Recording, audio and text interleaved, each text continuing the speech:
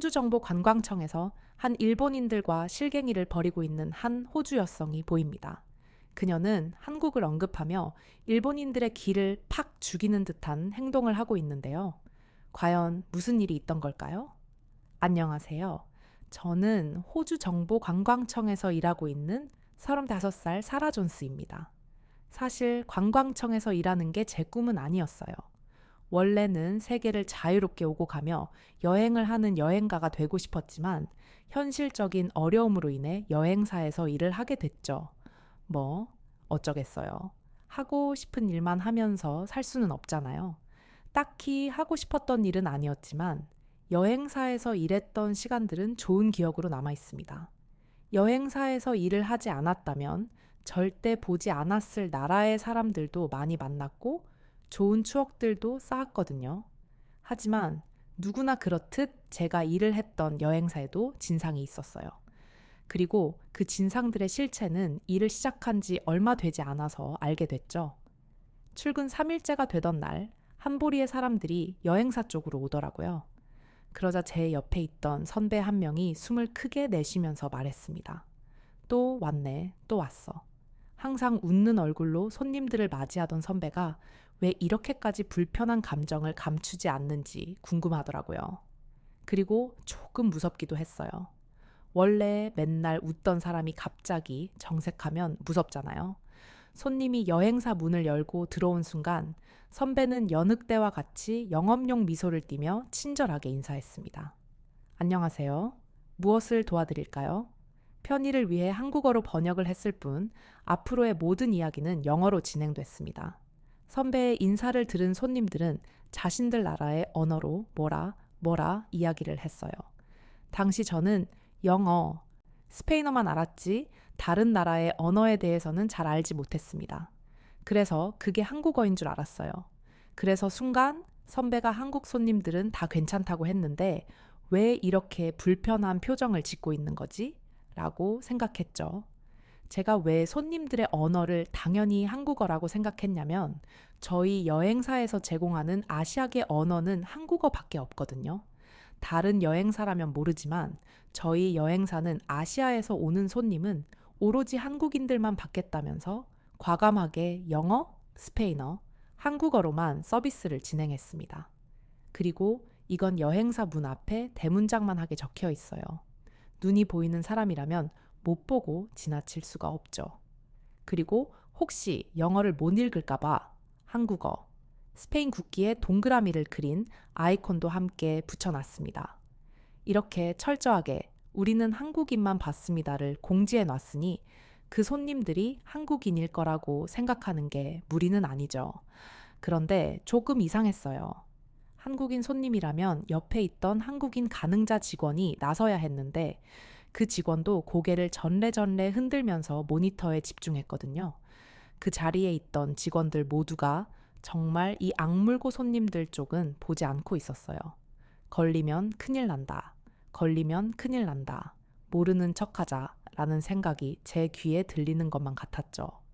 그런데 그 순간 손님들의 시선이 저에게 꽂혔습니다.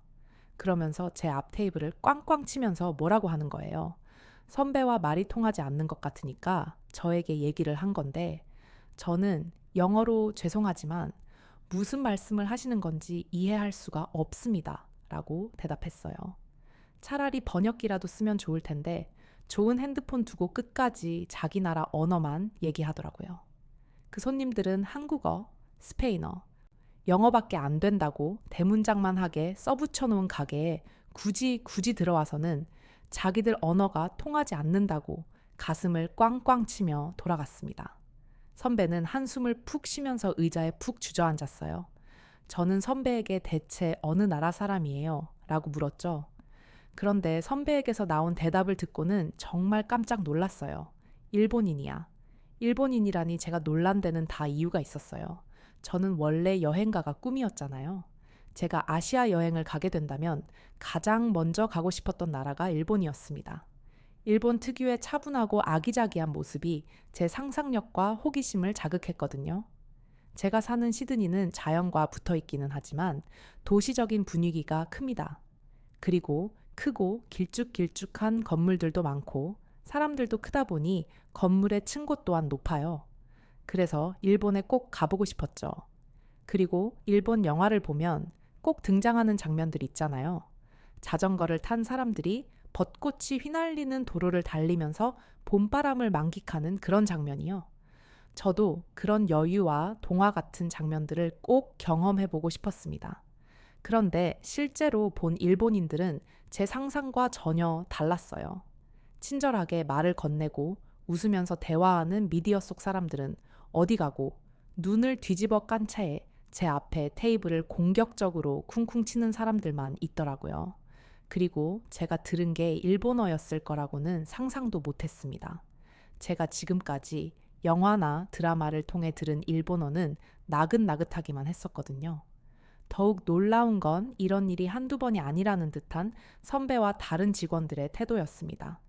혹시 이런 일이 자주 있나요? 심할 때는 하루에 몇 번이나 저래. 하지만 우리는 일본어 서비스가 없잖아요. 그 말이 통하면 우리가 이렇게까지 일본인을 싫어하게 됐겠어? 일본어 서비스가 없다고 말을 해도 못 알아듣고 겨우 번역기 돌려서 알려줘도 안 가. 조금 이상하더라고요. 번역기를 돌려줘도 안 간다니. 설마 못 알아듣는 건 아닐 거고 요즘엔 번역기에 글을 읽어주는 기능까지 있잖아요. 알고 보니 일본인들은 일본어 서비스가 안 된다고 하면 왜 일본어 서비스가 없냐라면서 화를 냈다고 합니다. 이게 믿어지시나요? 저도 처음에는 에이, 그 정도는 아니겠지 라고 생각했어요. 현실적으로 말이 안 되잖아요. 개념이 없는 사람들이 한 2명이라면 그건 그럴 수 있다고 생각해요. 하지만 이게 여러 번 반복된다는 건 개념이 없는 사람들이 한둘이 아니라는 건데 이런 비상식적인 일을 벌이는 사람이 이렇게나 많다니 선배들이 일본인들을 안 좋아해서 과장되게 말하는 거라고 생각했습니다. 그런데 출근 일주일도 되지 않아서 저는 선배들의 말에 200% 동의하게 되었어요. 일본인들이 화를 내는 이유는 간단했습니다. 왜 일본어를 알아? 듣지 못해? 없어요. 정말 말이 안 통하더라고요. 벽을 보고 말하는 것도 아니고 저희는 일본어 서비스를 제공하지 않습니다. 라고 말하면 그때는 왜 일본어 서비스 제공을 하지 않는 거야? 호주로 여행 오는 일본인들이 얼마나 많은데? 라고 외쳤죠. 물론 영어가 아니라 번역기를 보여주면서 말이죠. 번역기를 던지듯이 보여주면서 일본어로 고래고래 소리를 지르는데 그럴수록 제 안에서는 방압만 커졌습니다. 만약 일본인들이 점잖게 와서 일본인을 대상으로 하는 여행사가 많지 않네요. 일본인 여행객들을 위한 서비스를 시작해 볼 생각은 없나요? 그렇다면 많은 일본인들이 편하게 여행할 수 있을 거예요. 라고 말을 했다면 저희도 긍정적으로 검토해 봤을 거예요. 하지만 이런 식으로 구는데 누가 좋게 대하겠어요. 회사에서 누구보다 이익을 따져야 하는 대표님조차 일본인 대상으로는 아무것도 안 한다 라고 말씀하실 정도였어요. 저는 중국어만 시끄러운 줄 알았거든요. 그런데 일본어도 그에 못지 않더라고요. 중국인들 때문에 골머리를 썩는 다른 여행사 직원들을 볼 때면 에이그, 그러게 중국인 안 받는 우리 여행사 같은 데로 갔어야지 라는 생각이 절로 날 정도였죠. 그렇다면 저희 여행사가 받는 유일한 아시아 국가인 한국은 어땠을까요? 제가 경험한 한국 관광객들은 단연 최고였어요.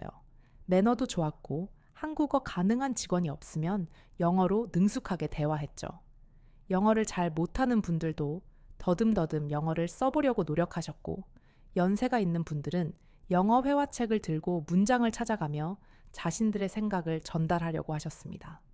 물론 그분들이 그렇게까지 하셔야 할 이유는 없어요. 그러나 해외여행을 나왔으니 기왕 나온 거 언어 공부도 함께 해보자 라는 마음을 알게 되니까 괜히 제 마음이 다 뭉클하더라고요. 멋있어 보이기도 했고요. 번역기 사용은 당연히 기본이었습니다. 그래서 한국어 가능 직원이 자리를 비워도 초짜인 제가 응대를 할 수 있을 정도였죠. 저는 왜 사장님이 한국인들만을 고집하는지 바로 이해할 수 있었어요. 그때만 해도 중국, 일본인에 비해 한국인 여행자 수는 많이 적었거든요. 쪽으로 밀어붙이는 중국, 일본을 겨냥하는 게 돈을 더 쉽게 벌 수 있는 방법이었죠. 그럼에도 불구하고 한국을 선택한 건 저로서는 너무나 감사한 일이었습니다. 여행사에서 일하는 게 어느 정도 익숙해져서 가이드 보조 업무를 시작하게 된 제가 가장 좋아하는 손님들은 단연 한국 손님들이었어요. 한국 손님들은 하나부터 열까지 모든 게 완벽했거든요. 제가 이렇게 한국 분들이 많이 보시는데 제 이야기를 보내서 좋은 얘기를 하는 게 아니고 정말 모든 한국인 손님들은 나이스했습니다. 일단 방문하는 곳에서 일하는 직원들에게 예의 바르게 행동하셨어요. 식당에서 직원이 음식을 가져다 줘도 인사하고 심지어 계산을 하고 나갈 때조차 고개를 숙이면서 인사를 하시더라고요. 처음에는 고맙다고 말할 때마다 고개를 숙이는 게 무슨 의미인지 몰랐는데 그게 한국에서는 예의를 나타내는 행동을 알고 나니 한국에 대한 궁금증이 커졌습니다. 사실 호주에서는 돈을 지불하고 받는 서비스에 대해 그리 고마워하지 않습니다. 당연한 거라고 생각하죠. 그래서 고맙다는 말에 큰 의미가 없어요. 습관 같은 거죠. 왜 호주 사람과 한국인들 사이에 이런 차이가 있는지 궁금해져서 한 번은 제가 보조하고 있는 한국인 담당 가이드 분에게 왜 한국인들은 일하는 직원에게 굳이 예의를 차려서 인사를 하는지 물어보았어요. 그러자 그분은 한국인들의 예의 바른 인쇄는 서비스를 제공한 사람의 노력을 인정하는 자세가 포함되어 있다고 하셨습니다.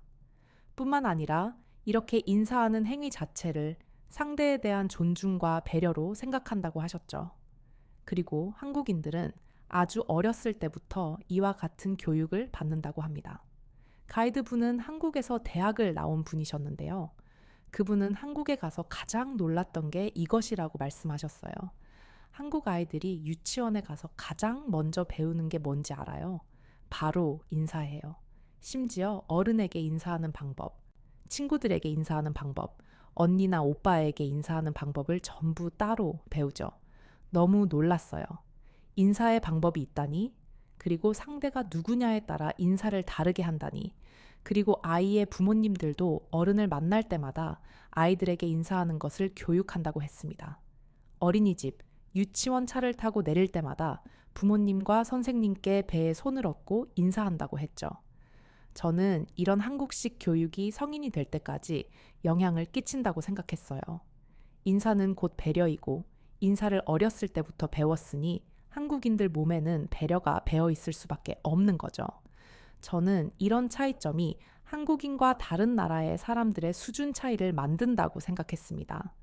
특히 저희 여행사에서는 더더욱이요. 한국 사람들의 대부분은 영어를 잘했지만 그 중에서도 영어가 익숙지 않은 분들이 계셨어요. 하지만 그분들은 익숙지 않더라도 소통하기 위해 노력하셨죠. 왜냐하면 외국인 서버가 한국어를 모를 수도 있잖아요. 그런데 주변에 있는 일본인 관광객들은 아주 당당하게 일본어로 주문을 했습니다. 저는 여행사에서뿐만 아니라 일반적인 식당에서까지 이런 뻔뻔한 행동을 하는 모습에 경악을 금치 못했어요. 대체 왜 모든 사람들이 일본어를 할 수 있을 거라 생각하는지 아무리 노력해도 이해가 되지 않더라고요.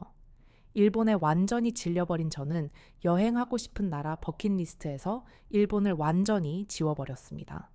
저는 20대 초반에 일하던 여행사를 그만두고 느지막하게 입학한 대학을 졸업한 뒤 여러 일을 하다가 지금 소속되어 있는 관광청에 들어오게 되었어요. 그리고 그곳에서 호주로 워킹홀리데이를 하러 오는 사람들의 관리를 담당하게 되었죠. 그리고 그 나라 중 하나가 일본이었습니다. 이미 워낙 오랜 시간이 지났던 터라 일본에 대한 감정이 어느 정도 희석된 게 있었고 아직도 그렇겠어 라는 생각이 들었어요. 시간이 오래 흘렀다 보니 영어 공부에 관심이 없었던 일본인들도 영어의 필요성에 대해 알게 되었을 수도 있잖아요. 하지만 이것은 저만의 큰 착각이었습니다. 일본은 여전했어요.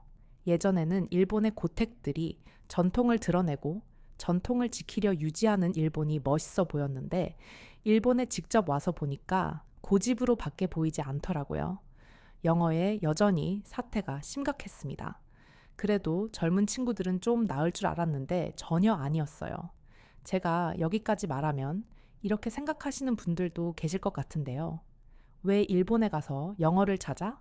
호주에서 일본어 하던 일본인을 욕하는 것과 다를 바 없잖아. 맞아요. 그 나라에 가면 최대한 그 나라의 말을 할 수 있도록 노력해야죠. 하지만 앞서 말씀드렸듯 제가 소속된 곳은 호주의 정보 관광청이었으며 제가 맡은 일은 워킹 홀리데이 프로젝트 매니저였어요. 즉, 호주로 워킹 홀리데이를 오려고 하는 일본인들을 상대하기 위해 일본을 간 것이었죠. 그렇다는 건 영어를 사용할 줄 아는 일본인들을 만나야 하는 상황이었다는 것입니다. 다시 앞으로 돌아가서 일본의 상황은 예전과 비슷했습니다. 심지어 해외 미디어를 더 많이 접했을 일본의 젊은 층들마저도 영어를 못하더라고요. 영어 실력이 부족하다 수준이 아니라 영어를 아예 못했습니다. 한마디도 못하고 도망치는 사람들도 많았죠. 그 와중에 저는 영어를 못해요라는 말은 열심히 배웠는지 제가 가까이만 가려고 하면 저 말만 하고 도망치듯 사라지더라고요. 물론 일반인들이 다니는 곳에서 이러는 건 이해했어요. 하지만 워킹 홀리데이를 가려고 준비하는 사람들의 영어 실력이 형편없으면 안 되잖아요. 물론 영어를 현지인처럼 유창하게 하는 사람들만 워킹 홀리데이를 올 수 있는 건 아니에요. 영어를 잘하는 사람들보다 할 수 있는 일이 제한되기는 하지만요. 그래도 이 사람들은 적어도 기본적인 의사소통은 됩니다. 안 되면 준비를 해서 오고요. 그런데 제가 직접 가서 본 워킹 홀리데이를 준비하는 일본인들은 아니었어요. 정말 과장 하나도 안 하고 다들 어떻게든 되겠지라는 생각을 하더라고요. 게다가 거기도 일본어 하는 사람 있겠죠? 라는 말을 하는 사람까지 있었습니다. 이 사람들이 하는 말은 15년 전의 일이에요. 제가 여행사에서 일할 때만 해도 호주나 다른 나라로 여행하는 일본인들이 정말 많았습니다. 아시안 하면 일본인 아니면 중국인일 정도였고 아시안을 보면 곤니찌와라는 인사를 가장 먼저 했을 정도니까요. 하지만 이건 벌써 10년이 넘은 얘기예요. 요즘에 여행을 가장 많이 다니는 아시안들은 중국인과 한국인입니다. 하지만 아시안을 보면 하는 인사는 안녕하세요예요. 중국인 관광객들이 많은 이유는 인구가 많기 때문이고 인구 대비 관광객 수를 비교하면 한국인이 더 많지 않을까 생각합니다. 그런데 일본은 여기서 완전히 제외되었어요. 일본인들은 돈이 없어서 여행을 다니지 못합니다. 일본 엔화가 악세를 타면서 해외에 나가는 것 자체가 어려워졌죠. 제가 대학을 다닐 때만 해도 일본어를 공부하는 학생들도 있었고 일본어 강의도 있었는데 이번에 제가 다니던 대학으로 세미나를 가서 보니 일본어 학과는 완전히 사라졌더라고요. 제가 대학에 다닐 때만 해도 꽤 있었던 일본인 유학생들은 씨가 말랐고요. 이런 상황인데 어떻게 호주에 가서 일본어를 하는 사람을 찾겠어요? 저는 워킹 홀리데이를 준비하는 사람들에게 이 현실을 알렸습니다. 그런데 하는 말이 증거 있어요. 해외로 나가는 일본인의 수가 확연히 줄었다는 걸 누구보다 잘 알아야 하는 사람들이 증거를 운운하는 꼴이 우습길래 저는 제가 가지고 있는 자료를 보여주었습니다. 설마 이걸 쓸 일이 있겠어? 라고 생각하며 수집해온 자료가 도움이 되는 우스운 상황이 벌어진 거죠. 미국 사회에서 일본인의 존재감이 줄어들고 있다는 뉴스토 기사입니다. 미국 내 일본의 영향력은 눈에 띄게 감소했고 일본을 위협으로 인식하는 비율은 80%에서 20%로 떨어진 지 오래고요. 하버드 대학의 경우 일본인 학생의 수가 한 자릿수로 줄었고 일본어 학습에 대한 관심도도 5분의 1 수준으로 내려갔습니다. 당연히 미국 대학에서 일본어를 가르치는 교수직이 줄어들었다는 거고요. 그랬더니 하는 말이 그건 미국이지 호주는 다를 거라는 거였어요. 저는 한숨을 푹 쉬었습니다. 일본인이 가장 많이 거주하고 방문했을 나라가 어디라고 생각하십니까? 단연 미국입니다. 그리고 미국은 어딜 가나 전 세계의 평균치를 나타내는 국가예요. 무엇보다 호주 상황은 다를 거라고 했죠. 저는 호주에서 나고 자란 호주 토박입니다. 호주에는 원래도 일본인이 별로 없었는데 지금은 더 없어요. 저는 여기서 끝내지 않았습니다. 대만의 한 기사입니다. 해외에 있는 일본인 관광객 고객의 80%는 일본어로 의사소통을 하길 기대한다고 하죠. 그리고 이건 사회적인 문제로 인식되고 있어요. 그런데 일하러 온 사람마저 일본어로 의사소통하길 원한다. 고용주 입장에서 좀 생각하세요. 제가 대학 교수도 아니고 여기서 이런 걸 하나하나 설명할 의무는 없었어요. 그런데 너무 답답하더라고요. 저는 멍청하고 실없는 소리를 들으면 화가 나요. 그런데 일본인들은 일본의 국격이 있으니 천천히 말하면 알아들을 수 있을 거다라는 주장을 펼쳤습니다. 일본의 국격이라니 그게 언제적 일인가요? 저는 이 우물한 개구리들에게 현실을 알려주고 싶었습니다. 아직도 일본이 아시아의 넘버원이라고 생각하는 건데 아시아의 주류 국가는 한국이 된 지 오래입니다. 이 얘기를 하니까 미간이 옴질거리는 게 느껴지더라고요. 10여 년 전에도 한국인들은 유창한 영어 실력을 가지고 있었고 영어 실력이 부족하더라도 그것을 극복하려는 노력을 보여주었어요. 그리고 이런 노력을 통해 한국인들의 영어 실력은 더욱 상승했고 요즘엔 워킹홀리데이로 호주를 찾는 한국인들 대부분이 원어민 수준의 영어를 구사한다는 겁니다. 게다가 그들은 한 번도 해외에 나와 본 적 없는 사람들이에요. 이 얘기를 하니까 자기들끼리 수근덕거리더라고요. 그러면서 분명 영어를 한마디도 못하는 사람들이 있을 거라고 얘기를 했습니다. 네, 그런 사람들도 있죠. 하지만 저희가 고용주들을 대상으로 조사한 바에 따르면 한국인들은 언어의 장벽을 극복하기 위해 꾸준히 노력하고 있었습니다. 이런 모습이 고용주들에게 인식이 되니 고용주들은 영어를 못해도 한국인이라면 일단 뽑자라는 생각을 하게 되는 거죠. 그에 반해 일본인들은 어떤 인식인지 아십니까? 일본인들은 아직도 뭐가 뭔지 이해를 못하고 멀뚱히 저만 바라보고 있었어요. 저는 이제서야 일본인들의 이 답답하고 오만한 모습에 위기감을 느낀 이유를 제대로 밝히게 되었습니다. 저는 한 가지 뉴스를 보여주었는데요. 그 뉴스는 호주의 브리즈번의 무료급식소에서 음식을 받아가고 있는 일본인들의 모습이었습니다. 워킹 홀리데이를 왔는데 일자리에서 모두 잘려 음식을 살 돈이 없어진 거죠. 요즘 무료급식소를 방문하는 사람들 중 대부분은 일본인이라고 합니다. 이게 일본의 현실입니다. 호주 사람들이 일본의 국격을 판단하는 기준은 호주에 나와 있는 일본인의 모습이에요. 호주 사람들 입장에서 일본은 언어도 안 되면서 노력도 안 하는 직원입니다. 그에 반해 한국은 여기 보이시나요? 제가 짚은 곳에는 무료급식소에서 봉사하고 있는 한 동양인이었습니다. 그 사람은 한국인이었어요. 누구는 일자리 없어서 무료급식으로 생계를 전전하고 누구는 남의 땅에서 봉사활동을 하고 한국인들은 그 누구도 따라올 수 없는 성실함을 바탕으로 호주에서 인정을 받고 있을 뿐만 아니라 한국의 국격을 드높이고 있어요. 이런 한국인들도 언어의 장벽을 극복하기 위해 노력합니다. 그런데 당신은 대체 뭡니까? 제가 한 말에는 일말의 과장도 없었어요. 제가 한국을 더 좋아하기 때문에 한국을 일부러 좋게 말한 것도 아닙니다. 저는 일본에서 있는 워킹홀리데이 설명회를 마치면 한국으로 가게 될 예정이었습니다.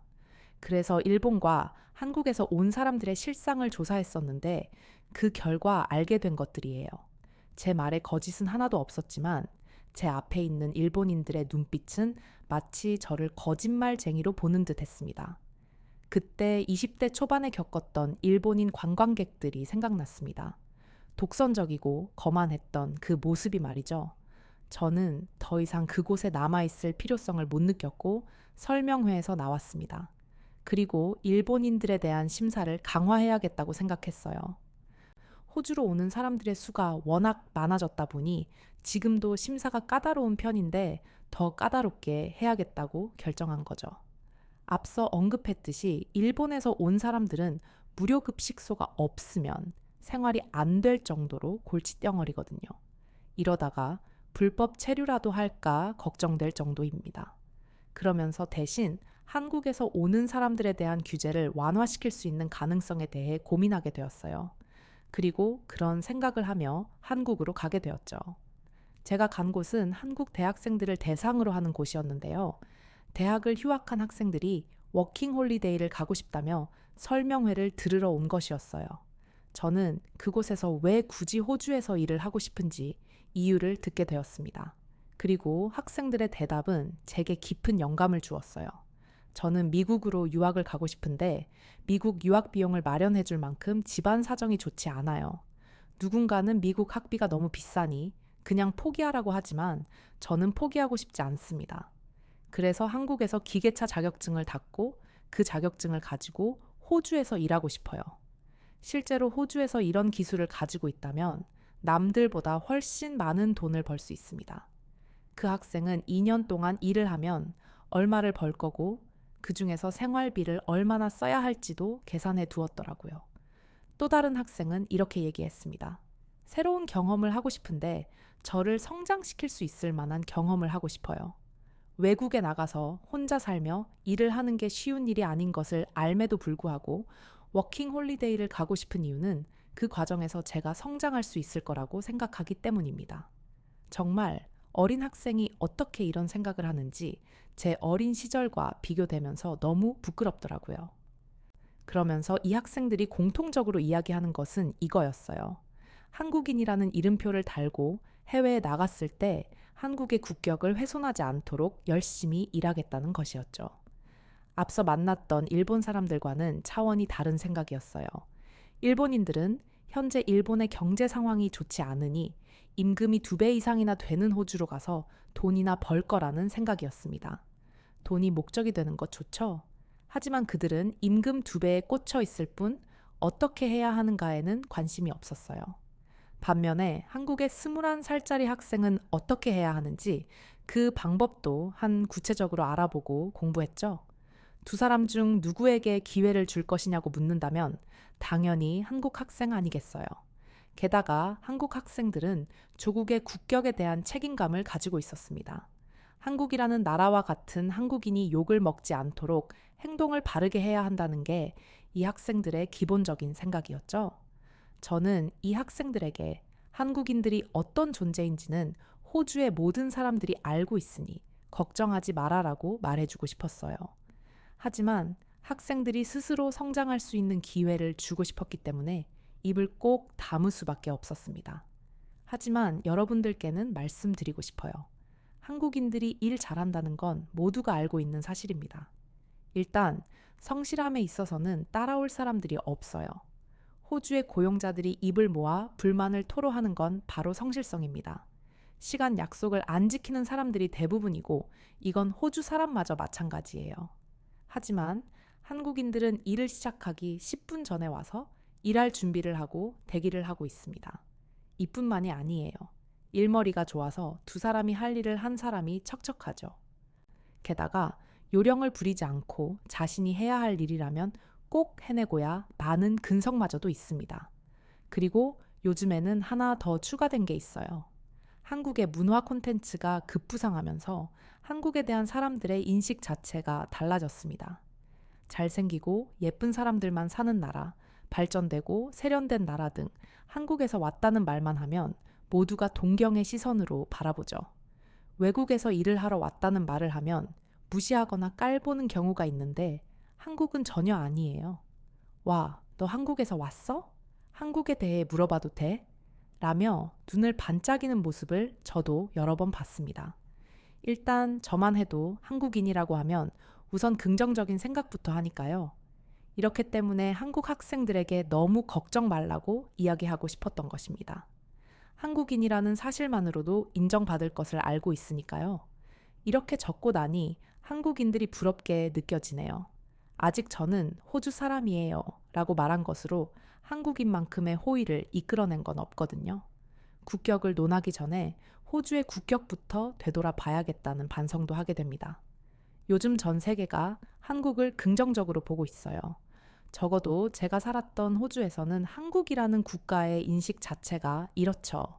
그래서 한국인 분들에게 꼭 알려주고 싶었어요. 한국에서 태어난 여러분들은 존경받는 사람들입니다. 안녕하세요. 송은지입니다. 여우튜브는 명품 브랜드인 에르메스와 좋은 기회를 가질 수 있게 되었는데요. 사실 저희는 참전 용사분들을 돕는 기업에 동참하고 있습니다. 그런데 자체적으로 에르메스 광고 협업을 통해 좋은 활동을 구상해 볼 수 있게 되었어요. 광고로 얻은 수익금은 모두 차곡차곡 모아서 매년 한 번 어려운 독거노인 분들에게 후원하려고 합니다. 또한 기부되는 이름은 저희 여우튜브 멤버십에 등록해 주신 명단으로 기부될 예정에 있습니다. 이 제품은 1979년 아침 이슬로 촉촉하게 젖은 덤블 냄새에서 영감을 얻어 탄생한 프랑스 와즈카롱의 첫 번째 코롱 오도렌지.